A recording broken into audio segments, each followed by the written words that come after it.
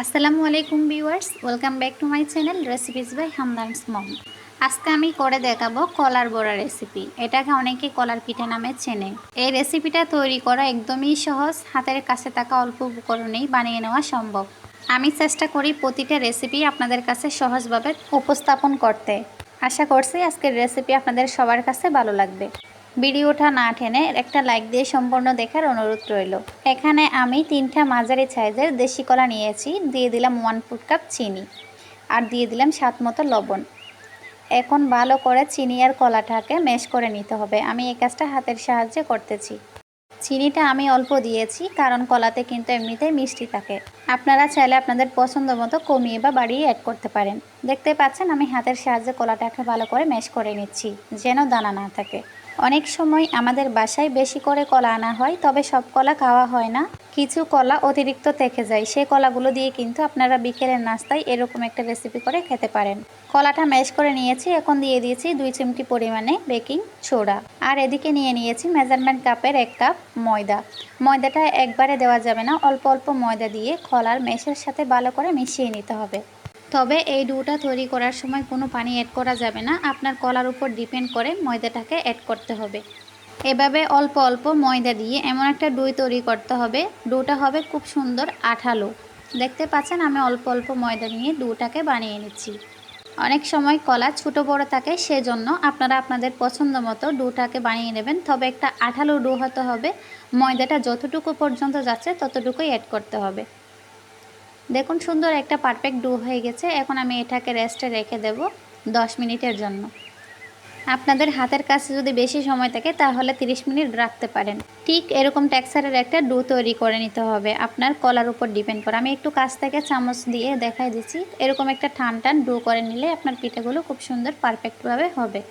আমার কিন্তু 3টা কলায় 1 কাপ ময়দাও লাগেনি, অল্প থেকে গেছে।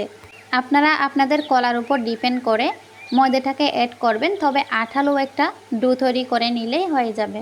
এখন আমি রেস্টে রেখে দিচ্ছি 10 মিনিট। ফিরে আসলাম 10 মিনিট পর। দেখুন পিঠার খামিরটা কিন্তু খুব সুন্দরভাবে সেট হয়ে গেছে।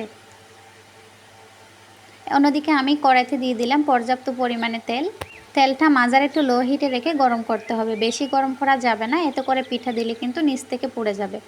এখন হাতে অল্প পরিমাণে ঘি মাখিয়ে নিয়ে আমি অল্প অল্প ডো নিয়ে তেলে ছেড়ে দেব। আপনারা আপনাদের পছন্দ মতো যে সাইজের পিঠাগুলো বানাতে চাচ্ছেন ঠিক সেরকম ডো নিয়ে তেলে ছেড়ে দিলে পিঠাগুলো হয়ে যাবে।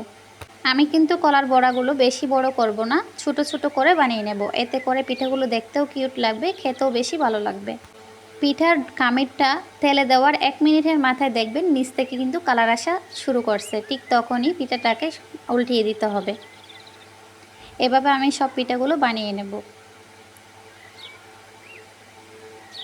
অল্প সময়ে কোনো পিঠা বানিয়ে খেতে ইচ্ছে করলে এই রেসিপিটা ফলো করতে পারেন। আশা করছি খুব বেশি ভালো লাগবে। এই কলার বড়া বানানো যেমন সহজ, খেতেও অনেক বেশি দুর্দান্ত। আমার তো এই কলার বড়া খুব বেশি পছন্দ, এদিকে বানিয়ে এদিকে খেয়ে ফেলতে ইচ্ছে করে। আমার হাতের এই কলার বড়া যাকে খাওয়াইছি সে আমার কিন্তু ফ্যান হয়ে গেছে। আপনারাও চাইলে ঝটপটভাবে এরকম কলার বড়া তৈরি করে ফ্যামিলির সবার মন জয় করতে পারেন। পিঠাগুলো নামিয়ে অবশ্যই একটা টিস্যুর উপরে রাখবেন, এতে করে অতিরিক্ত তেলটা শুষে নেবে। এভাবে আমি সব পিঠাগুলো বানিয়ে নিচ্ছি। দেখুন খুব সহজভাবে কিন্তু পিঠাগুলো বানানো হয়ে যাচ্ছে। এভাবে আমি সব পিঠাগুলো বানিয়ে পরিবেশন করে দেখাচ্ছি। আশা করছি আজকের এই সহজ রেসিপিটা আপনাদের সবার কাছে খুব বেশি ভালো লাগছে। দেখুন পিঠাগুলো খুব সুন্দর একটা লুক আসছে, দেখলেই খেতে মন চায় এরকম একটা পিঠা। আজকের এই ইয়াম্মি রেসিপিটা দেখে কেমন লাগছে কমেন্টস করে জানাবেন, আর ফ্যামিলির সবার সাথে শেয়ার করবেন।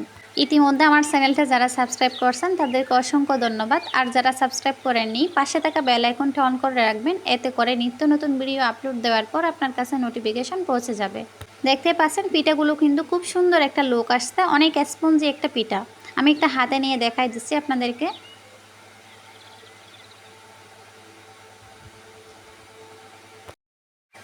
দেখুন খুব সুন্দর করে পিঠাগুলো কিন্তু সহজভাবে রেডি হয়ে গেছে। আজকের মতো ভিডিওটা এখানেই শেষ করতেছি। সবাই ভালো থাকবেন, সুস্থ থাকবেন, আমার জন্য দোয়া করবেন। আল্লাহ হাফেজ।